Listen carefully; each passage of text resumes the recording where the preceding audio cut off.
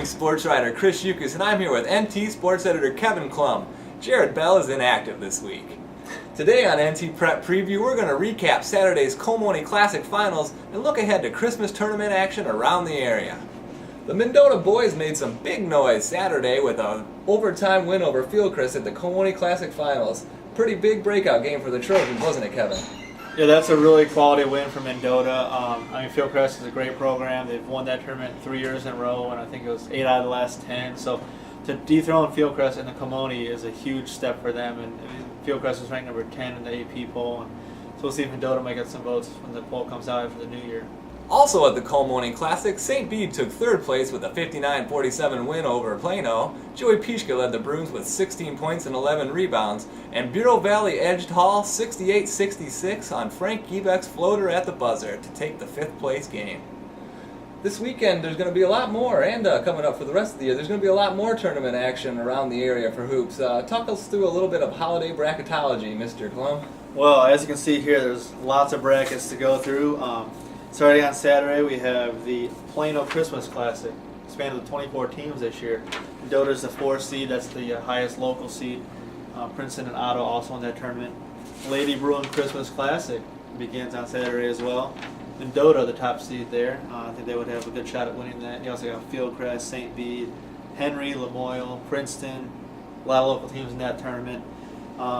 Saturday we also wrap up the Ottawa girls tournament. The Lady Pirates, they are in the semifinals on Friday, so we'll see how they turn out on Saturday. And then starting next week, the day after Christmas, is when all the main tournaments start. You have the Henry boys, number 1 seed at the Princeville tournament this year, so we'll see if they can pull out the title there. And probably the biggest local tournament, Marcel's tournament. We're going to a bracket format this year after pool play in previous years. You have St. Bede's the number 2 seed. Putnam County is the 5 seed. Lamoille's also there, Marquette and Leland Earlville. So there's a lot of area teams in that action there. You have the Cavaliers of LaSalle, Peru, going all the way down to Pekin. The Cavs are 0-8. They're 2 years in the tournament, but I think this might be the year Cavs get a couple wins. They're off to a hot start. And we also got a stack of other tournaments here, so we will be bringing you all this coverage the week after Christmas. And now it's time for everybody's favorite segment of the week, NT Prep Preview Powerhouse Players. Mr. Baker, can you roll that tape for us, sir?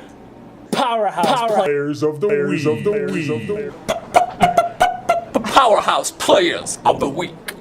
Powerhouse Players of the Week. How's that? Well, Jared missed his favorite segment of the week, the Powerhouse Players. He always gets a laugh out of that, so hopefully he's watching at home or in the tanning bed. But we'll start off with Trey Bloomhorse as our first Powerhouse Player of the Week from Mendota.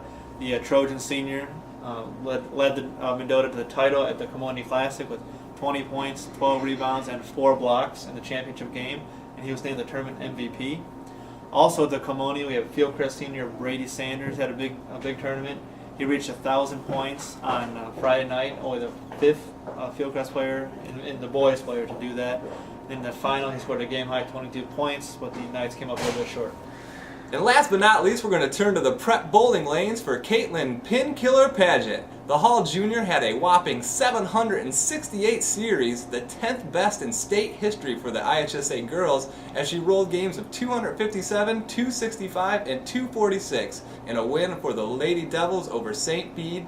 Thanks for watching the final NT Prep Preview episode of 2012. Make sure to check out the NewsTrib's Top 10 Stories of the Year on January 2nd, and check us out after the new year when we see if Jared Bell makes a safe return from Miami to watch the Huskies in the Orange Bowl. Take care.